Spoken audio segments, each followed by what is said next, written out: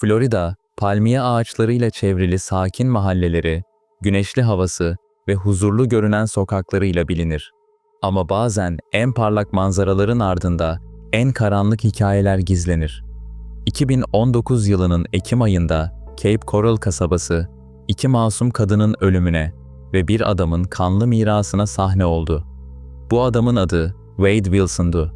Onun hikayesi yalnızca bir cinayet davası değil, şiddetin göz göre göre nasıl büyüyüp sonunda patladığının da çarpıcı bir örneğiydi. Wade Wilson, 1992 yılında doğdu. Çocukluğundan itibaren dengesiz davranışlarıyla biliniyordu. Arkadaş çevresinde alaycı, çabuk sinirlenen ve kontrolsüz öfke patlamaları yaşayan biri olarak tanınıyordu. Gençlik yıllarında alkol bağımlılığı ve öfke sorunları birleştiğinde onun etrafında her zaman bir kaos bulutu dolaşıyordu. Polis kayıtları bunu doğruluyordu. Defalarca aile içi şiddet, saldırı ve tehdit nedeniyle gözaltına alınmıştı. Ancak çoğu kez kısa süreli cezalarla kurtulmuş, toplum içinde serbestçe dolaşmaya devam etmişti.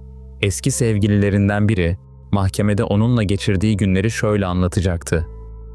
Öfkelendiğinde gözleri değişiyordu. O başka birine dönüşüyordu. Defalarca beni öldürmekle tehdit etti. Bu ifadeler, Wade Wilson'ın şiddet eğiliminin ne kadar bariz olduğunu gösteriyordu.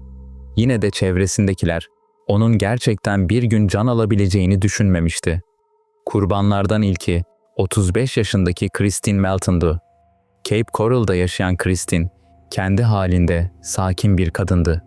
İş arkadaşları onu herkese yardım eden, yüzünden gülümseme eksik olmayan biri olarak tanımlıyordu.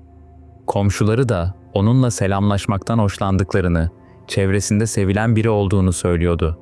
Christine'in hayatında büyük skandallar, çalkantılar yoktu. O, sıradan bir insanın rutinini sürdürüyordu. İşe gidiyor, arkadaşlarıyla buluşuyor, ailesiyle vakit geçiriyordu. Onun için huzur her şeyden önemliydi. Ama 2019 Ekim'inde hayatı en güvenli yerde, kendi evinde korkunç bir şekilde sona erecekti. İkinci kurban 43 yaşındaki Diane Ruiz'di. Diane, iki çocuğuna düşkün, enerjik ve sosyal bir kadındı. Arkadaşları onun için ortama girdiğinde ışık saçardı, diyordu. İnsanlarla kolayca kaynaşır, esprileriyle herkesi güldürürdü. Diane'in hayatı yoğun bir tempo içinde geçiyordu. Çocuklarına bakıyor, onların geleceği için çalışıyordu. Onun için aile en büyük değerdi. Ama kaderi, Wade Wilson'ın öfkesiyle kesişti. Bir pazar öğleden sonrası evine dönerken başına geleceklerden habersizdi. Cape Coral gibi küçük şehirlerde insanlar birbirini tanır. Güven duygusu yüksektir. Sokaklar, parklar, evler, herkesin bildiği hayatlarla doludur. Ama işte tam da bu güvenin ortasında Wade Wilson gibi biri dolaşıyordu. O, kasabanın yüzeydeki huzurlu hayatına ait değildi. Alkol ve öfke bağımlılığıyla kendi dünyasında kaybolmuş, çevresindeki kadınlara şiddet uygulamış, tehditler savurmuştu. Ama hiçbir önlem onun büyüyen öfkesini durdurmamıştı. Cinayetlerden önceki günlerde Wilson'ın davranışları daha da tehlikeli hale gelmişti. Tanık ifadelerine göre çevresinde sürekli kavga çıkarıyor, alkolün etkisiyle kontrolünü kaybediyordu. Polis raporları olaydan günler önce bir kadını tehdit ettiğini kaydetmişti. Ama tüm bu işaretler göz ardı edildi ve böylece felaket adım adım yaklaştı. 3 hayat, bir kesişme noktası. Bir tarafta şiddetle yoğrulmuş bir adam, Wade Wilson. Bir tarafta huzuru seven, sessiz bir kadın, Christine Melton. Ve diğer tarafta hayat dolu bir anne, Diane Ruiz. Onların yolları 2019 yılının Ekim ayında kesişti ve bu kesişme Florida'nın suç tarihine kazanacak bir kabusa dönüştü. Florida'nın Cape Coral bölgesi 2019 yılının Ekim ayının ilk günlerinde sıradan bir hafta sonuna hazırlanıyordu. İnsanlar işten çıkmış, sahil kenarında yürüyüş yapanlar vardı. Sokaklarda sakin bir huzur hakimdi. Ama görünürdeki bu huzur, kısa süre içinde korku ve dehşetle yer değiştirecekti. 5 Ekim 2019, gece yarısı sessizliği. Christine Melton o akşamı evinde geçiriyordu.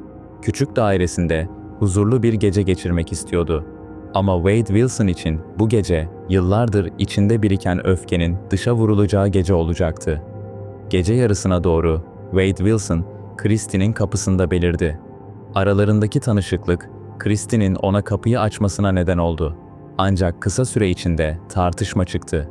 Komşular ilerleyen saatlerde evden gelen sesleri duymuş ama bunun sıradan bir kavga olduğunu sanmışlardı.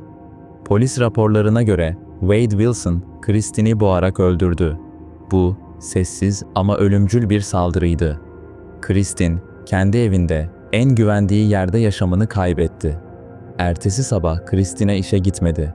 Telefonlarına cevap vermemesi üzerine arkadaşları endişelendi. Polis, eve girdiğinde karşılaştıkları manzara korkunçtu. Christine'in cansız bedeni evde bulunmuştu. Boğularak öldürülmüştü. Evde arbede izleri vardı. Bu bulgu, Cape Coral'da büyük bir endişe yarattı. Çünkü Christine, çevresinde sevilen, kimseyle düşmanlığı olmayan bir kadındı. Onun öldürülmesi, kasaba halkını şok etti. Ama kimse, bunun yalnızca başlangıç olduğunu bilmiyordu. Bir gün sonra, 43 yaşındaki Diane Ruiz işten çıkmış ve evine dönmek için yola koyulmuştu. Sıcak Florida güneşi altında sıradan bir yolculuktu.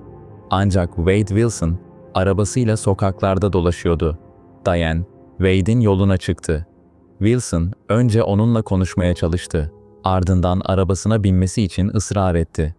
Diane reddetti. Ama Wilson öfkelendi. Onu zorla arabasına soktu. Kısa bir süre sonra Diane de boğularak öldürüldü. Onun cesedi daha sonra Wilson'ın arabasında bulundu. 2 gün içinde 2 kadın aynı yöntemle öldürülmüştü. Bu, planlı bir seri cinayetten çok, öfke patlamalarının sonucu gibi görünüyordu. Ama sonuç aynıydı. 2 masum kadın, bir adamın şiddetinin kurbanı olmuştu. Cape Coral polisi için durum artık bir kabusa dönüşmüştü. Fail hala dışarıdaydı ve ne zaman kime saldıracağı bilinmiyordu. Halk panik içindeydi. İnsanlar geceleri dışarı çıkmaktan çekiniyor, kapılarını kilitleyerek uyuyordu. Christie'nin ölümünden sonra kasabada sessizlik hakimdi. Ama Diane'in kaybolmasıyla korku dalga dalga yayıldı. İnsanlar artık sokaklarda yürürken bile tedirgindi. Bir komşusu gözyaşları içinde şunu söylemişti. Christie'ne her sabah merhaba derdik. Dün buradaydı, bugün yok. Şimdi de Diane. Bu inanılmaz. Bir başka tanık Diane için şöyle dedi. Onun kahkahası hala kulaklarımda. Böyle bir sonu hak etmedi polis. İlk andan itibaren Wade Wilson'dan şüpheleniyordu. Christie'nin evinde bulunan izler, Wilson'ın telefon kayıtları ve tanık ifadeleri bu şüpheyi güçlendirdi. Diane'in kaybolduğu saatlerde Wilson'ın arabasının o bölgede görüldüğü bilgisi de gelince tablo netleşti. Cape Coral polisi artık tek bir hedefe odaklanmıştı. Wade Wilson'ı yakalamak. Çünkü herkes biliyordu, o dışarıda kaldığı sürece yeni bir kurban riski vardı. Cinayetlerin üzerinden birkaç gün geçmişti ki polis Wilson'ın izini sürdü. Telefon kayıtları ve güvenlik kameraları onun hem Christine Melton'un hem de Diane Ruiz'in bulunduğu bölgelerde görüldüğünü ortaya koyuyordu. Polis ekipleri Wilson'u Fort Myers yakınlarında buldu. Yanında kanlı giysiler ve kişisel eşyalar vardı. Yakalanışı sırasında kaçmaya çalışmadı. Şaşırtıcı şekilde sakin göründü. Bu sakinlik, onun tavırlarının ne kadar rahatsız edici olduğunun ilk işaretiydi. Polis merkezine getirilen Wade Wilson, sorgu odasında saatlerce oturdu. Dedektifler karşısında, gözlerinde herhangi bir pişmanlık belirtisi olmayan bir adam vardı. Başta susmayı tercih etti. Ardından bir anda konuşmaya başladı. Cinayetleri itiraf etti. Christine Melton'u evinde boğarak öldürdüğünü, ertesi gün Diane Ruiz'i arabasına zorla bindirdiğini ve yine boğarak öldürdüğünü söyledi. Dedektifler için en ürkütücü olan şey, Wilson'ın bunları sanki sıradan bir olayı anlatıyormuş gibi dile getirmesiydi. Bir dedektif sonradan şöyle diyecekti. Bir insanın cinayet anlatırken bu kadar kayıtsız olabileceğini hiç görmemiştim. Gülümseyerek, sanki sıradan bir işten bahseder gibiydi. Wilson, Christie'nin evinde çıkan tartışmayı ve ardından gelen ölüm anını detaylı anlattı. Diane içinse yalnızca birkaç kelime kullandı. Arabaya binmek istemedi. Onu zorladım. Sonra öldürdüm. Bu kayıtsız ifadeler, kurbanların aileleri için tarifsiz bir acıydı. Çünkü sevdiklerinin hayatı, onun gözünde yalnızca bir cümlelik ayrıntıya indirgenmişti. Wilson'ın itirafları basına sızdığında Florida çalkalandı. Televizyon kanalları günlerce bu davayı işledi. Gazeteler Cape Coral katili manşetleri attı. Halk hem öfkeli hem de rahatlamıştı. Fail yakalanmıştı ama onun tavırları herkesi tüyler ürpertmişti. 2023 yılında başlayan dava, Florida'nın en çok ses getiren davalarından biri oldu. Mahkeme salonu, kurbanların aileleri, gazeteciler ve halkla doluydu. Christine Melton ve Diane Ruiz'in yakınları, ellerinde fotoğraflarla salona girdiklerinde atmosfer ağırlaştı. Wade Wilson salona getirildiğinde yüzündeki ifadesizlik dikkat çekiyordu. Ne pişmanlık vardı ne de korku. Bu kayıtsızlık ailelerin öfkesini daha da artırdı. Polisler, dedektifler ve adli tıp uzmanları mahkemede ifade verdi. Olay yerinde bulunan kanıtlar, Wilson'ın telefon kayıtları ve güvenlik kameraları delil olarak sunuldu. Jüri, kısa sürede suçun işlendiğine dair şüpheye yer bırakmayacak bir tabloyla karşı karşıya kaldı. Kurbanların yakınlarının ifadeleri ise salonda gözyaşlarına neden oldu. Diane Ruiz'in oğlu kürsüye çıktığında titreyen sesiyle şunu söyledi. "Annem hayat doluydu. O gün eve dönmediğinde kötü bir şey olduğunu hissettim. Ama böyle olabileceğini asla düşünmedim." Savunma avukatları, Wilson'ın akıl sağlığının yerinde olmadığını öne sürdü. Onun öfke kontrol bozukluğu ve psikiyatrik sorunları olduğunu iddia ettiler. Ancak uzman raporları, Wilson'ın cinayetleri işlediğinin farkında olduğunu açıkça ortaya koydu. Bir psikiyatrist şunu söyledi. Wade Wilson, empati yoksunu, şiddeti normalleştirmiş bir birey. Ancak yaptığı eylemlerin farkındaydı. Bu nedenle cezai ehliyeti tamdır.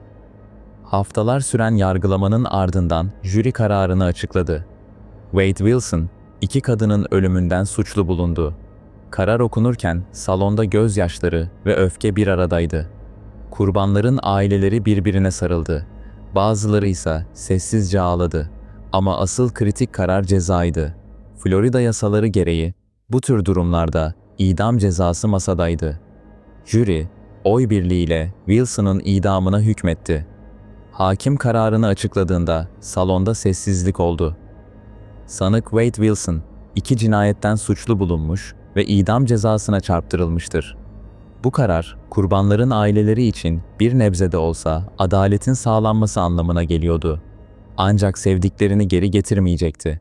Yine de toplum artık biraz daha rahat nefes alabiliyordu.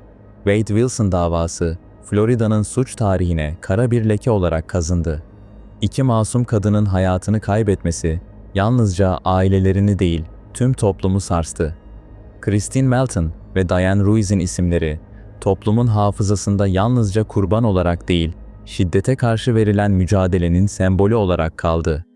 Wilson ise soğukkanlı tavırları ve korkunç eylemleriyle kötülüğün en sıradan yüzlerde gizlenebileceğini bir kez daha kanıtladı. Wade Wilson, işlediği 2 vahşi cinayetten dolayı idama mahkum edildi. Bu tarz videoların devamı ve beni desteklemek için düşüncelerinizi yorumlar kısmında benimle paylaşabilirsiniz.